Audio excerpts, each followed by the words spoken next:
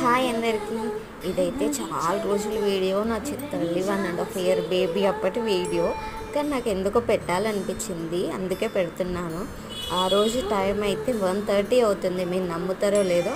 ఇంకా అప్పటికైతే మా బావ రాలేడు, తను పడుకోనే లేదు.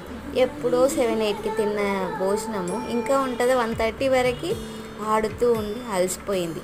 ఇవైతే ఆ రోజు నేను పప్పు చేశాను. ఇంకా బావ కోసం ఎప్పుడు వస్తాడో అప్పుడు వేయించడం ఎందుకని ముందే వేయించి పెట్టుకుంటే తన ఆకలినిందనమాట. ఇంకా సరే అని తీసుకొచ్చాను.